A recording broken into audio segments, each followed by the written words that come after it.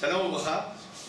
Aujourd'hui, Be'ezrat Hashem, nous allons étudier la paracha de Béar. Alors, vous savez que la paracha de Béar traite de beaucoup de sujets. Et un des sujets, on va dire, deux sujets qui vont interpeller nos sages dans le Midrash. Et aujourd'hui, nous allons étudier directement le Midrash. Et il va y avoir deux sujets. Le premier sujet, c'est le passouk suivant. V'chitim kirum imkar ala amitecha, okano miyad amitecha, al todu ish et achim. À savoir, quand vous faites une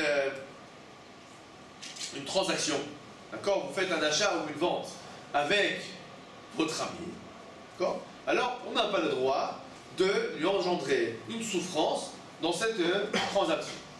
Par exemple, je vous donne un exemple. J'ai voulu m'acheter, disons, un portable. Alors évidemment, un portable tout simple, tout tranquille, sans gadgets spéciaux, etc. J'ai cherché sur Internet et j'ai trouvé 120 shekels, un portable. Excellent. Je le reçois à la maison. Viens voir mon ami, il me dit « Ah, tu l'as payé 120 ? Moi, je l'ai payé à 100. » Et il me montre, d'accord, un autre endroit sur Internet où on peut trouver ce portable à 100 shekels. À ce moment-là, qu'est-ce que je ressens ? Je ressens une certaine, on va dire, amertume du fait que j'ai payé plus cher que ce que j'aurais pu payer. D'accord ? Maintenant, je vous pose une question. Le vendeur qui l'a vendu à 100 ou à 120, d'accord ? C'est un truand ? Non. D'accord ? C'est même pas forcément le prix du marché, peut-être c'est un peu plus cher que le prix du marché. Je me dis voilà, c'est le jeu. C'est le prix, c'est à toi de chercher. Mais malgré ça, qu'est-ce qui se passe ? J'ai bien perdu. Pourquoi ? Parce que finalement, j'ai payé plus cher que le prix du marché. D'accord ? C'est ce qu'on appelle dans la halakha ona, l'interdiction de vendre, d'accord, plus bas ou plus haut que le prix du marché. Il y a l'interdiction d'acheter plus bas que le prix du marché. Je vais vous raconter une histoire. Il y a de ça quelques années, j'ai cherché un livre qui s'appelait Tosfot Rabbeinu Pérez. Tosfot, c'est Tosfot des élèves de Rabbeinu Pérez. 5 volumes. Je tourne dans mes Hacharim et je vois dans toutes les boutiques, d'accord, 250 shekels, 250 shekels, 250 shekels. J'arrive à la troisième boutique, 160 shekels. Ah oui, il y a une certaine différence. Ouh.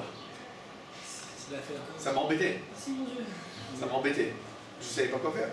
Parce que c'est évident, a priori, qu'il y a là une erreur. Et si je vais acheter à moins cher que le prix du marché, c'est moi qui vais faire la avéra d'engendrer de la souffrance au vendeur. Puisque l'interdiction d'engendrer de la souffrance est pour le vendeur et pour l'acheteur. J'ai pris mon set, donc j'ai pris. Je vais le voir, je dis, tu sais que dans tous les magasins, c'est vendu à 250 shekels. Tous les magasins que j'ai vus, ils vendent à 250. Tu es sûr que tu les vends à 160 ? Il m'a regardé, il m'a fait un sourire, il m'a dit oui, je fais un prix. Bon, j'achète tout de suite. D'accord ? Bon, ce que je voulais vous dire, c'est qu'il y a l'interdiction, d'accord, quand on fait une transaction, d'acheter plus cher ou moins cher que le prix du marché. D'accord ? Même si je ne fais pas à cause de ça une truanderie, même si je ne vais pas lui mentir, mais je dois vendre au prix du marché. D'accord ? C'est la halakha, ça s'appelle ilchot ona, l'interdiction de faire d'engendrer une souffrance. Maintenant, il faut savoir que cette halakha de ona, c'est une petite partie d'une halakha générale qui dit qu'on n'a pas le droit de faire souffrir son voisin. C'est-à-dire, par exemple, mon copain vient de se ramener avec une chemise. Et sa chemise ne me plaît pas. Je viens le voir et je dis, dis-moi, vraiment, tu n'as aucun goût, hein. Regarde de quoi tu as l'air. C'est un torchon. Tu sais quoi ? Tu aurais dû mettre un torchon au lieu de mettre ça. Bon, alors le bonhomme, maintenant, qu'est-ce qu'il ressent ? Je l'ai fait souffrir. Il ressent une souffrance. C'est ce qu'on appelle onaat devarim. C'est une avéra. C'est une avéra. Il y a une avéra de la Torah de faire souffrir son voisin. Je vais voir quelqu'un qui est roser bitchouva. Et je lui dis, dis-moi, le cochon c'est bon ou pas ? D'accord ? Et il me dit, mais c'est interdit. Je lui dis, arrête, on sait que c'est interdit. Mais toi, quand tu étais petit, t'en as mangé. Alors dis-moi, de quoi ça a l'air ? C'est bon ou c'est pas bon ? Bon, alors, c'est quoi ça ? je le fais souffrir. Il y a un converti, il s'est converti. Je viens le voir et je lui dis, dis-moi, d'accord, comment c'était la messe? Il me dit, mais je suis juif. Je dis, non, mais arrête. La messe, tu sais, quand tu étais petit, là, la messe, non? T'embrassais les idoles là-bas, etc. Alors, qu'est-ce qui se passe? Je le fais une souffrance. D'accord? C'est pas forcément que je lui fais honte. C'est peut-être même ça peut être entre lui et moi, tout seul. Entre lui et moi, tout seul. Je peux bien, par exemple, faire souffrir ma femme, Chas Shalom. Je dis à ma femme, c'est pas bon, hein, ce que tu as fait aujourd'hui. La maison ne peut pas être rangée. D'accord? C'est quoi cette coupe? Etc. D'accord? L'interdiction de le faire souffrir. De le faire souffrir. C'est de faire souffrir son voisin. Oui. Mais pour le croiseur Betchova, c'est pas obligé d'être méchant. Imagine si c'est un pote à moi et par exemple on faisait une chose ensemble, et nous deux on a fait Tchouva, on reparle de ça en mode les bêtises. Il n'y a pas de problème. Évidemment que. Si c'est pas dans un cadre de méchanceté. Je connais un croiseur Betchova, il m'a dit, tu sais pas comment c'est dur d'arrêter de manger le cochon. Le cochon à la hache. Il n'y a pas comme le cochon à la hache. C'est dur. Il fait lui-même. Non, il fait lui-même. Je dis bon, alors j'ai dit, t'es un vrai sadique, quoi, d'accord. Moi, j'ai pas cette, comme ça s'appelle, cette souffrance de pas manger le cochon à la hache.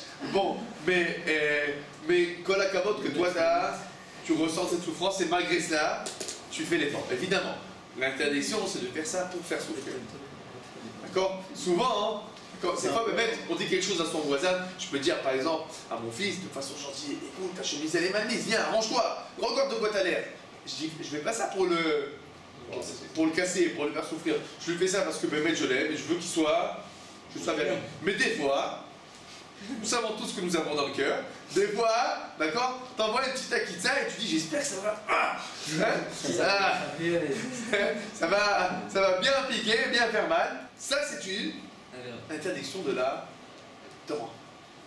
C'est-à-dire que la Torah exige de nous, d'accord, d'avoir, on va dire, une réguichou, une sensibilité, d'accord, vis-à-vis de la souffrance de notre ami, et dans les paroles, et dans les actions, jusqu'où ça va jusqu'où que quand je lui vends quelque chose, je lui dois lui vendre de manière à ce que quand il a terminé la vente, il n'ait aucun ressentiment de je me suis fait avoir, j'ai payé trop cher, on m'a arnaqué, on m'a truandé, même pas ça.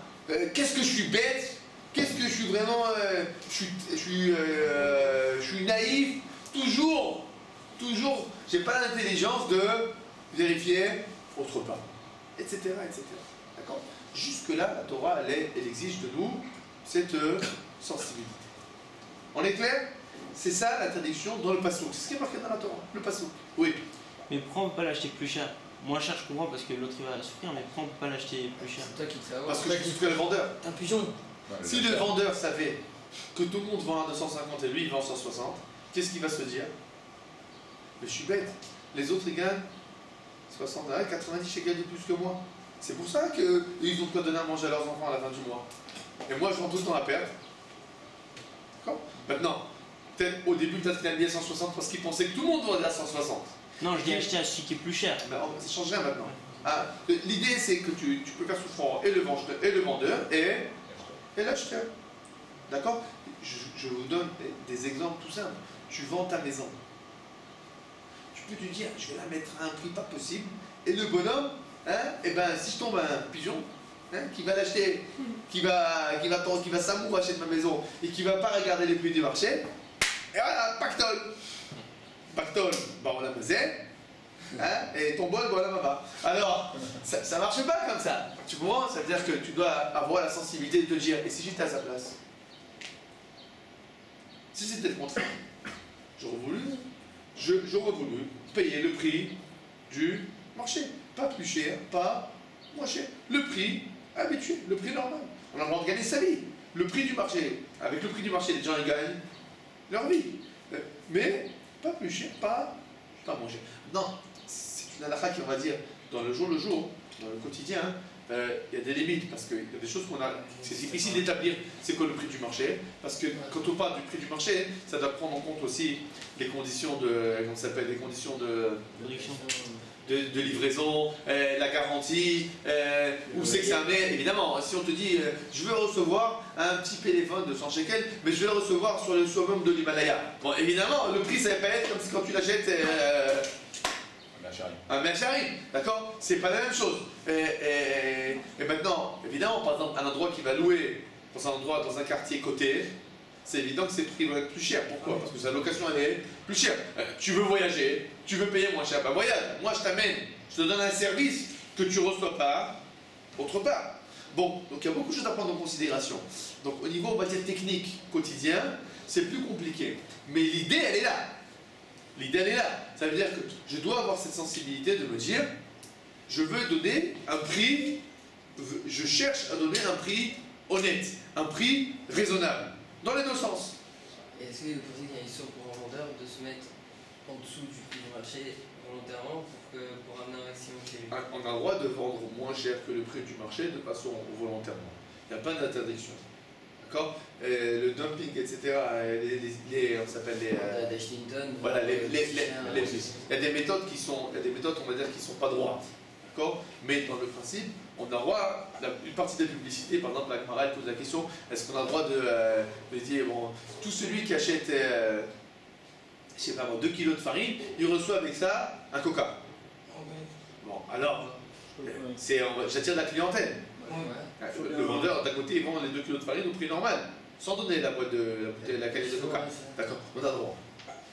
La Gemara dit de façon très claire, on a le droit. Ça, c'est une technique de vente, d'accord? Et c'est une technique de vente. Mais le prix de la farine, c'est le prix. Je dis, bon, je donne un cadeau. D'accord? Je donne un cadeau en plus, mais c'est explicité comme un cadeau. Bon, ben, le jour où vous arrivez dans le commerce, etc., à ces questions, il faut savoir que ce sont des questions de halakha. Vous savez que c'est beaucoup plus difficile d'être vendeur que d'être rave ou que d'être chauffette.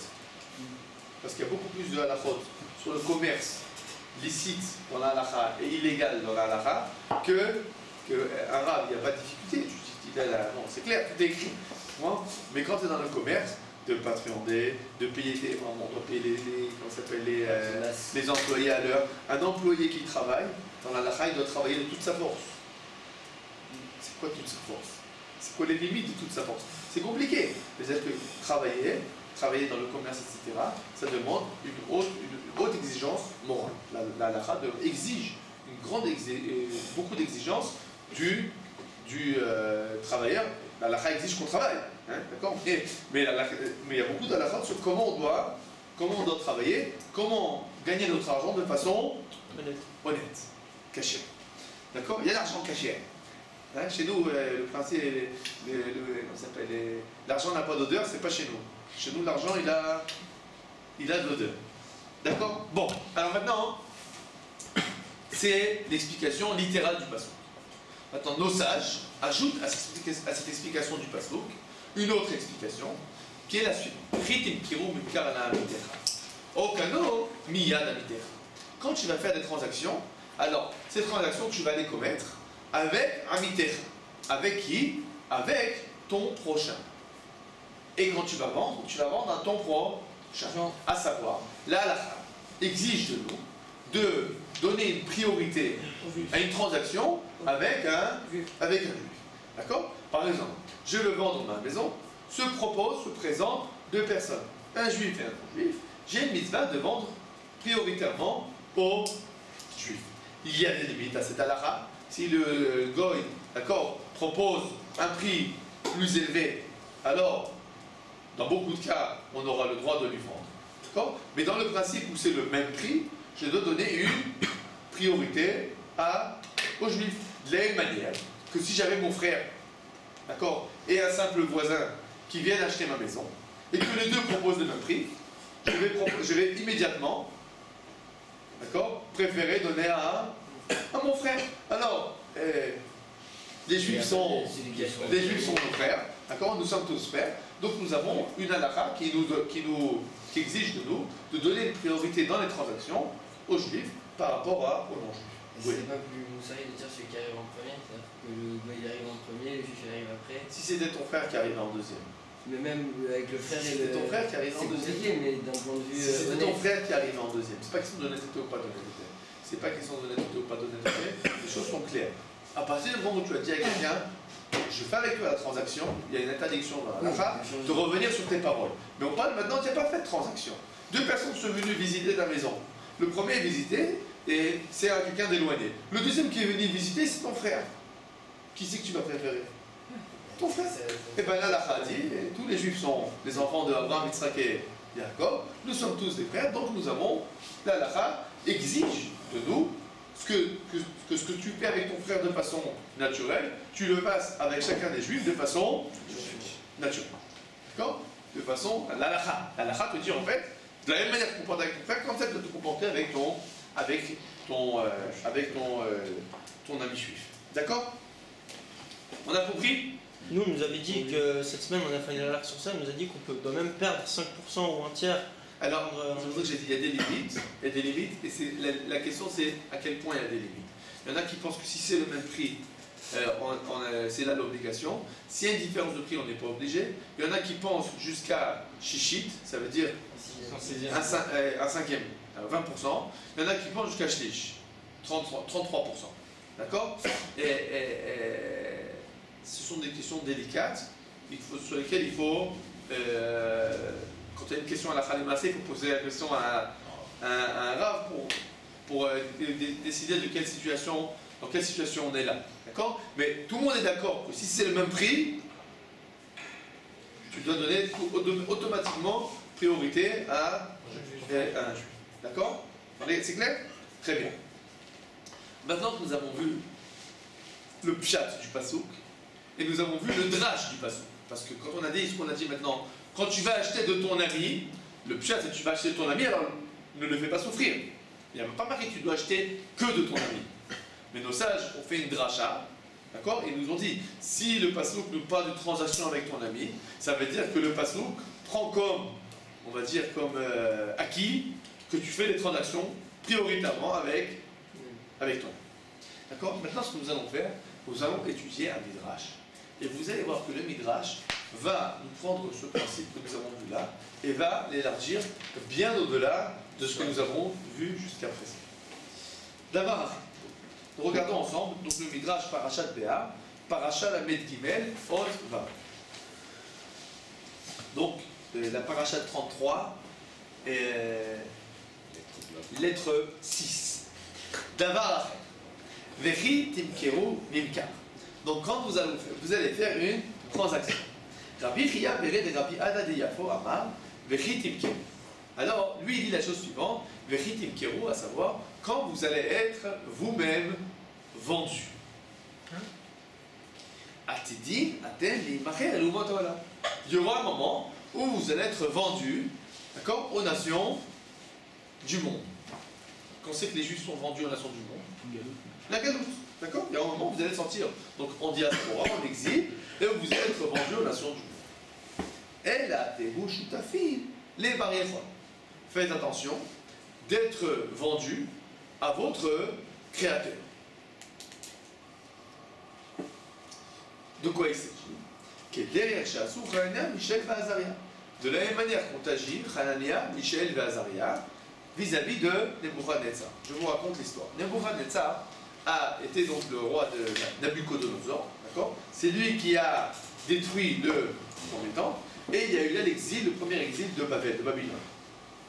Au moment de cet exil, Nebuchadnezzar réclame des sages juifs, donnez-moi des enfants, cherchez-moi des enfants qui sont parfaits. En fait, il a demandé, donnez-moi, cherchez-moi les jeunes, on va dire, qui ont un grand potentiel. Un grand potentiel. Et voici qu'il m'a proposé Hanania, Michel et Azaria. Des petits prodiges. D'accord? Intelligents, beaux, forts, toutes les qualités. Ces petits prodiges ont été éduqués, d'accord, dans la cour royale de Nebuchadnezzar et sont devenus les conseillers de Nebuchadnezzar. Et voici qu'un beau jour, Nebuchadnezzar décide d'édifier une statue en son honneur. Une grande statue d'or. Et il exige que tous les citoyens de Babel, d'accord, se prosternent à son effigie. Tout est bien dans le meilleur des mondes, si ce n'est que Hanania, Mishaël et Azaria refusent de se prosterner. Nebuchadnezzar les somme et leur dit: mais pourquoi vous vous prosternez pas? Et eux lui répondent: nous sommes des juifs pratiquants, nous ne nous prosternons que devant Akadosh Baruch Hu, et nous ne nous prosternons pas devant ton idole. Les tons montent. Nebuchadnezzar commence à rougir, et finalement, d'accord, il les jette dans la fournaise ardente. Et là, dans la fournaise ardente, il y a un miracle, d'accord, et Hanania, Mishaël et Azaria sont protégés et sortent indemnes de la fournaise ardente. D'accord? Alors la Gemara nous dit en fait, voilà, nous devons nous comporter comme Hanania, Mishaël et Azaria. Bon, comment est-ce que vous comprenez ce midrash? Bah, d'un côté, ils sont allés vers lui en l'aidant en étant des conseillers, jusqu'à la limite du judaïsme, ça veut dire. Ils ont su mettre la limite au bon endroit. Ils ont su mettre les limites au bon endroit. Très bien. Quel rapport avec notre passo? On peut prendre ça par rapport au commerce. C'est-à-dire, je peux être avec eux, commercer avec eux, mais dans les règles de la halakha, ça veut dire. Je peux commercer, mais dans les règles de la halakha. Il y a fait. Je pense qu'il y a là encore autre chose. D'accord? Je pense qu'il y a là C'est encore autre l'histoire chose. aussi de... D'abord, je veux vous signifier devant vous, une seconde, je veux vous signifier devant vous un point très important. Vous savez que jusqu'à présent, on a expliqué plusieurs fois qu'il y a le pshat et il y a le drash. N'est-ce pas? C'est quoi le drash? L'explication profonde. Il ne s'agit pas de jeu de mots. Alors, vous savez que dans la Torah, nous avons 4 niveaux de compréhension. On a le pshat, le drash, le remez et le son. D'accord? Alors, le drash, c'est l'explication profonde du sens littéral. Ensuite, on a le remez. C'est quoi le remez? L'allusion. De quoi il s'agit quand on parle d'allusion? C'est la logique. Alors, vous voyez ce qui se passe, la difficulté du mot, c'est que si tu prends une traduction française, traducteur, tu te retrouves, quand tu parles d'allusion, tu parles de quelque chose qui est finalement, on va dire, pas tellement lié. D'accord? Et même en hébreu, on peut comprendre le mot remez comme le mot allusion et voir, effectivement, c'est une allusion. D'accord? Et quand on parle dans la Torah, c'est pas ça. Comme on a dit que le drash, il ressort, il émane du pshat, de la même manière, le remez, il émane du drash et du pshat. C'est quoi le remez? Le remez, on va dire, c'est la chose suivante, c'est la compréhension profonde que tout ce que la Torah nous dit est à lire à plusieurs niveaux de lecture. À savoir, je peux lire cette halakha comme une halakha de commerce. Mais je peux comprendre, bien au-delà des halakhot du commerce, qu'il s'agit là d'un principe de vie.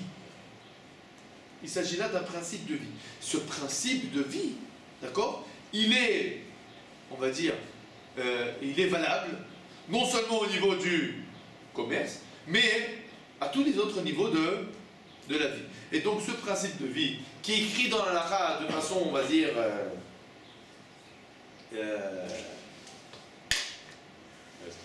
restreint, d'accord, c'est pas parce qu'il est véritablement restreint, c'est qu'il y a là on va dire, il y a là une exposition restreinte d'un principe de vie beaucoup plus général. On est d'accord? Voilà. Je vais vous donner un exemple pour que ce soit clair. Il y a marqué dans les halachot, il y a marqué dans les halachot de Trumot ou Maasrot. Vous savez qu'il y a dans la halakha ce qu'on appelle un chaver. Il y a le chaver et il y a le amaretz. C'est quoi le chaver? C'est quoi le amaretz? Voilà, le chaver, c'est celui, on va dire, il s'agit d'un tamid chacham, d'accord, qui est pointilleux sur la halachot de Trumot et Maasrot. Alors que le amaretz, il s'agit de quelqu'un qui n'est point pointilleux.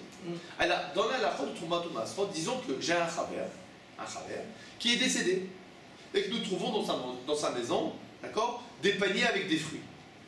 Est-ce que je peux considérer que ces paniers avec ces fruits il y a eu la prélévation des Trumot ou Maasrot. Oui. Oui, pourquoi? Parce C'est qu'il y a les un- Néman. Parce qu'il y a une chazaka à la Nous avons un principe qui dit que quelqu'un qui est un travers, quelqu'un qui est pointilleux, il est pointilleux, et donc, c'est sûr que s'il a rentré les choses à la maison, c'est après qu'il a fait tout ce qu'il fallait faire. Est-ce qu'il s'agit là d'un principe que dans Trumot ou Maasrot? Non. Il s'agit d'un principe général. La halakha l'exprime dans les Trumot ou Maasrot. Je donne, avec votre permission, un exemple très clair. Je dis qu'un travers qui rentre aux toilettes, quand il sort des toilettes, il laisse après lui propre. C'est ça un travers. Un travers, c'est celui qui est pointilleux. Ça veut dire qu'il fait toujours attention que, après qu'il est passé quelque part, les choses sont propres, à tous les niveaux. Alors, ça va être au niveau de la halakha, ça va être au niveau, tu sors de la douche, tu laisses pas tout traîner. Tu as fait un petit biche, que ce soit propre. Tu es rentré aux toilettes, tu sors, pas tout le monde est censé savoir ce que tu as fait là-bas. Tu laisses propre, d'accord, etc., etc. Il s'agit là d'un principe de... Maintenant, la halakha aussi qu'elle a exprimé ce principe, dans Trumot ou Maasrot.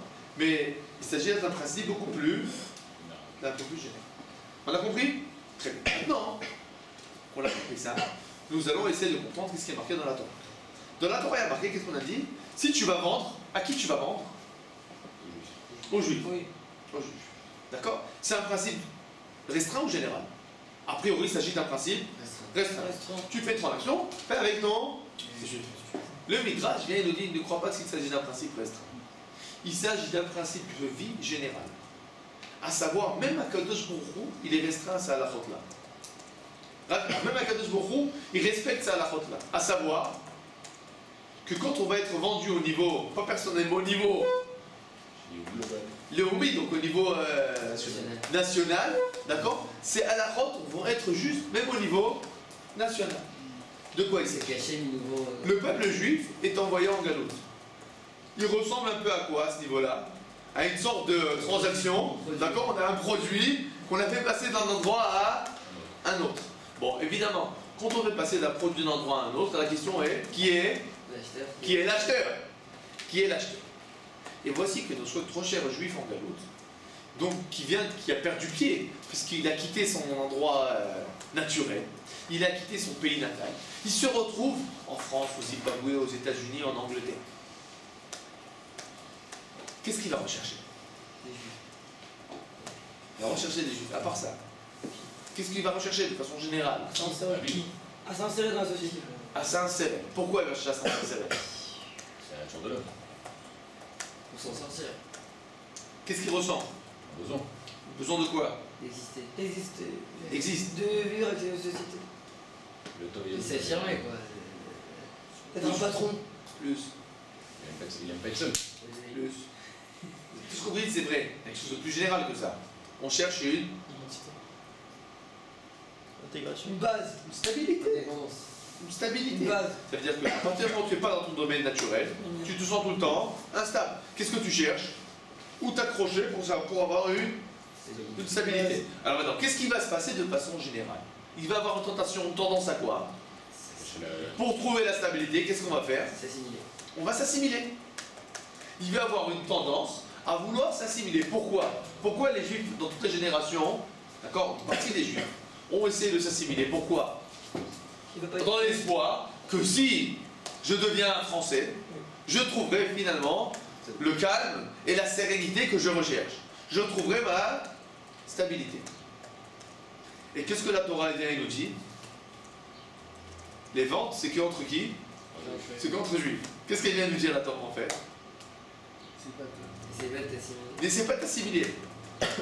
N'oublie pas, tu as été vendu, mais tu as toujours un acheteur qui est là pour t'acheter. C'est qui l'acheteur qui est tout le temps là pour t'acheter? Akadosh Baruch Hu. Akadosh Baruch Hu, il est tout le temps là pour t'acheter. Parce que lui, les halachot, elles sont halachot pour lui aussi. Quand il y a une vente, il achète des juifs et il vend aux juifs. Même Akadosh Baruch Hu. Ça veut dire que le principe qui est au niveau, on va dire, entre des êtres humains, il s'agit d'un principe général. Akadosh Baruch Hu ne te fera jamais sortir de son domaine. Peut-être que toi tu vas décider, mais lui il ne te le fait pas. Et maintenant, quel exemple vient nous montrer le Midrash?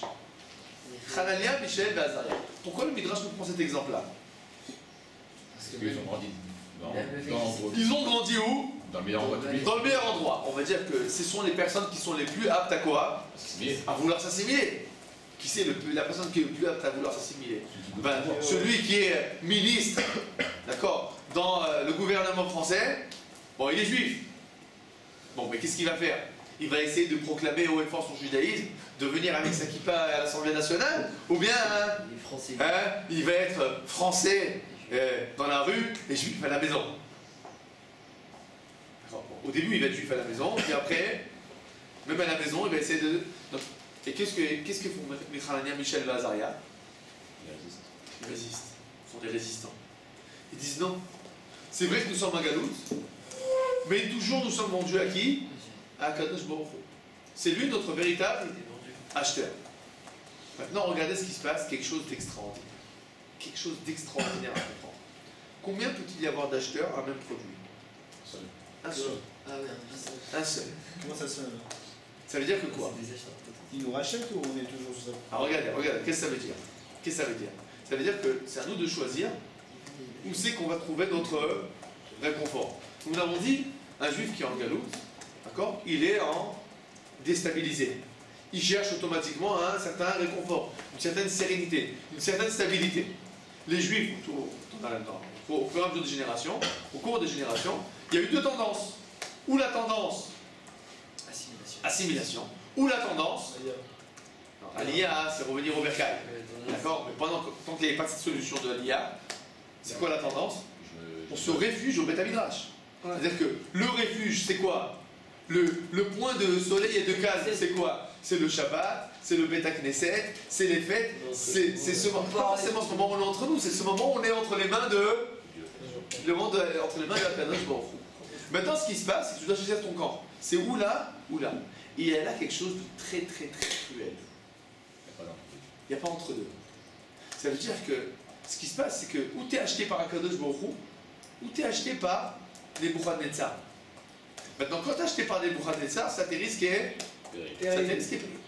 Ou tu es acheté par un Kadosh Baruch Hu. Et il y a là un grand principe qui est valable même pour nous aujourd'hui, année 2019 dans le monde chrétien. À savoir que dans la vie, on doit choisir son camp. La Mishnah dans Avot nous dit la chose suivante. Nous dit, celui qui prend sur lui le joug de la Torah, éloigne de lui le joug de la malchoute. C'est quoi la malchoute? La royauté. D'accord? Qu'est-ce que la Gemara va nous dire? Qu'est-ce que la Mishnah va nous dire? Et je vais vous donner un exemple, une parabole, qui va vous permettre de bien comprendre, et c'est très très important pour chacun d'entre vous. Il y a une fois un professeur il est venu en cours, et il avait avec lui deux sachets. Un sachet avec des grosses pierres, et un sachet avec du sable. Et il a dit à ses élèves, venez, je vais vous montrer la chose suivante. Il prend le sachet de sable, il prend un bocal, il verse son sable dans le bocal, et il dit maintenant, est-ce que je peux rentrer les grosses pierres que j'ai dans le deuxième sachet? Et tout le monde lui répond, essaye, on va voir. Il prend les grosses pierres, il les verse, qu'est-ce qui se passe? Il reste 4 grosses pierres dehors. Bon, pas de problème. Il vide les grosses pierres et il vide le sable. Deuxième tentative, il met d'abord les grosses pierres. Et il dit, est-ce que je peux rentrer le sable? Et tout le monde lui dit, bah non, on a déjà vu que quand tu as rentré le sable, ça va. Qu'est-ce qui se passe? Il rentre le sable. Et qu'est-ce qui se passe? Ça se remplit. Pourquoi? Le sable se faufile dans les fentes qu'il y a entre les grosses pierres. Et le professeur leur dit la chose suivante. Vous vous rendez compte? Vous voyez là un grand principe. Les choses qui sont vraiment importantes, il faut les faire en premier. Pour que les choses qui sont moins importantes se faufilent entre les choses importantes. Mais si tu commences par les choses qui ne sont pas importantes, les choses qui sont véritablement importantes vont être perdues. Alors, je vais vous expliquer comment ça marche dans la vie. Un exemple. Je dois aujourd'hui, par exemple, étudier la Torah 2 heures, travailler, doucher les gosses, faire les courses et tondre la pelouse. D'accord? Plusieurs choses à faire. L'ordre. est-ce qu'il a une importance? Oui. Non. L'ordre Oui. d'importance ou l'ordre de. Est-ce que l'ordre a une importance? Bah oui. Mais l'ordre d'importance, vous avez Si dit jamais oui, mais- si jamais t'as pas D'après ce que j'ai dit, oui. Et tu vas me dire, a priori, non. Je vais te donner un exemple. Alors, je te donne. J'ai d'abord fait des courses. Ensuite, j'ai travaillé. Ensuite, j'ai touché les coches. Ensuite, j'ai fait la pelouse. Et j'arrive à 8h du soir, après avoir travaillé toute la journée, et j'ouvre un livre. Je m'endors. Qu'est-ce qui va se passer? Je sais faire. Je vais m'endormir. J'ai commencé par l'étude le matin. J'ai étudié mes 2 heures, tout pimpant, je viens de me réveiller, je suis en pleine forme. Juste après la file à petit-déj. J'ai étudié mes 2 heures, j'ai défoncé. Après, j'ai travaillé. Je suis revenu à la maison, j'ai touché les gosses. Ensuite, il me reste à faire les courses et la pelouse. Bon, il est 8h du soir. Je m'endors. Je peux faire les courses et la pelouse? Bien sûr. Les courses, on a fait un deuxième, mais les gosses, il faut qu'ils mangent.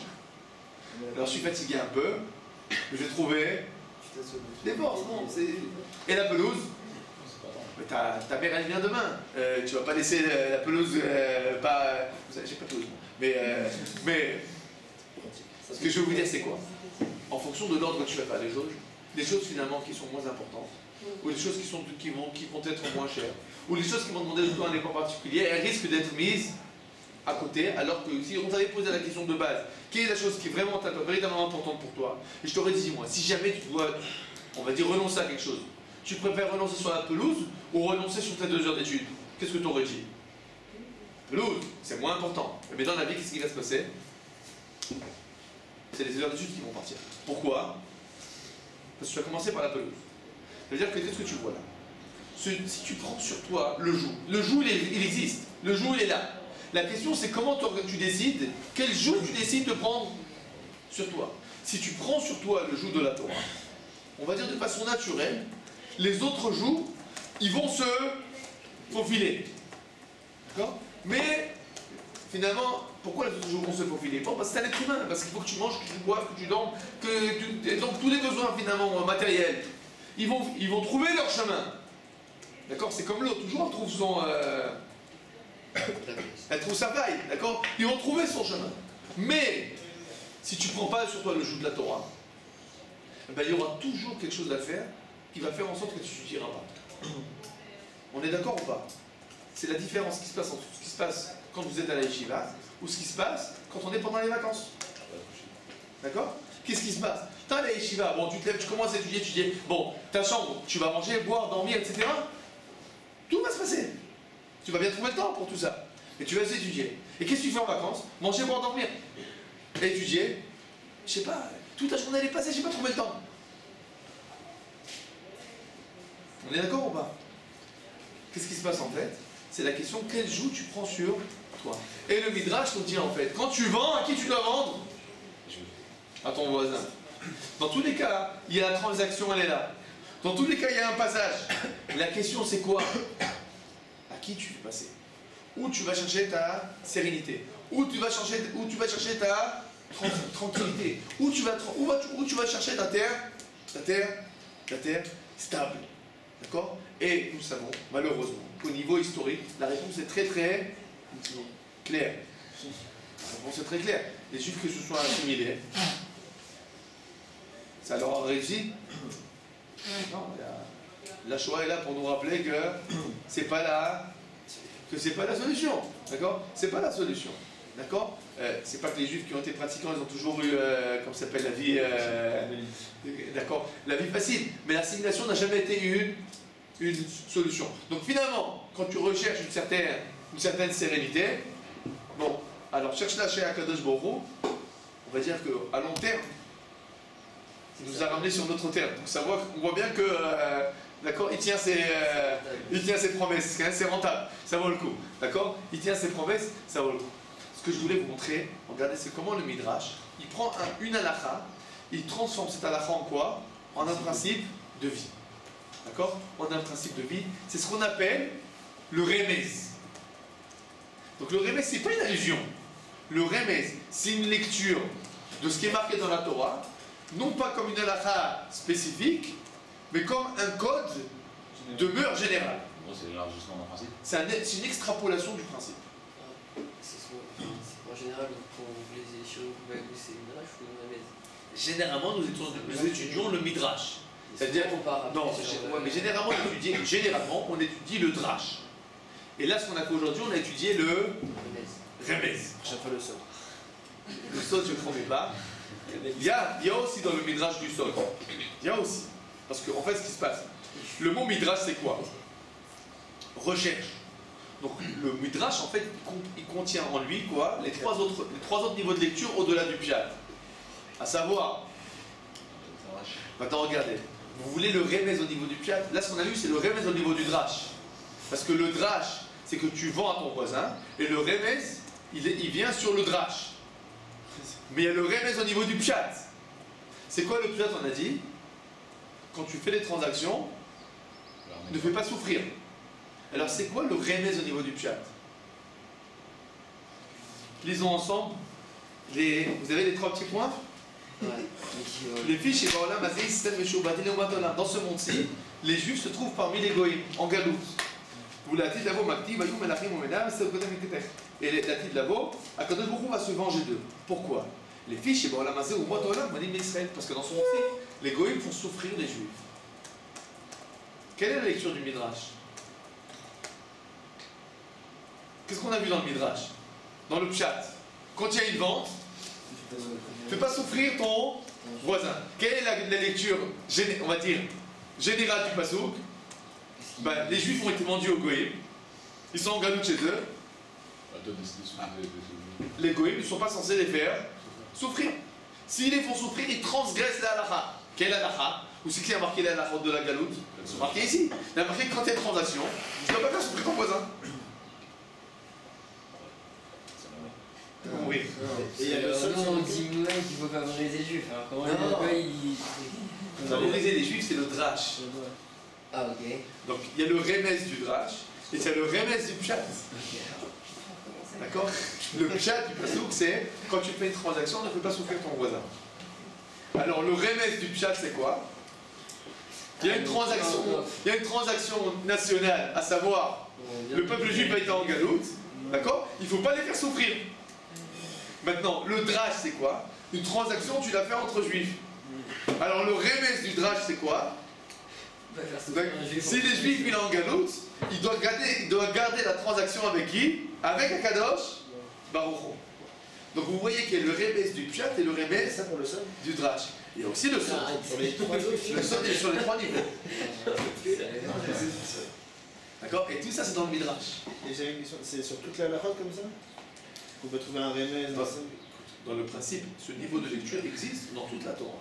Toute la Torah? D'accord. Maintenant, il n'est pas tout le temps explicité dans nos sages, sur toute la Torah. Mais il s'agit là de principe de lecture. Tu as compris qu'on s'agit là de principe. Toute la Torah, ce sont des principes. Ça veut dire que ce même principe qui va s'exprimer dans la halakha à tel niveau, tu vas le retrouver de façon générale comme une règle de vie. Et le sod, il va t'expliquer que c'est en fait pas une règle de vie dans ce monde-ci, il s'agit de règles cosmologiques. Ça veut dire que le sod va t'expliquer qu'en fait, que l'essence des halachot, d'accord, provient de l'essence de la création du monde. Et c'est pour ça que c'est marqué dans la Gemara que Akadosh Baruch Hu, il accomplit la halakha. C'est quoi l'idée en fait? C'est de te dire que la halakha, dans son expression humaine, n'est que le reflet de principes, d'accord, on va dire, spirituels, très élevés, qu'Akadosh Baruch Hu lui-même accomplit. Alors évidemment, Akadosh Baruch Hu, il ne fait pas une transaction en vendant 30 shekels, 160 shekels, 250 shekels. D'accord? Il fait des transactions dans une autre nature. Passe-moi 3 étoiles contre 2 étoiles. Bon alors, mais l'idée est la même. D'accord? Vous avez compris? Donc, ce que le Midrash, là, aujourd'hui,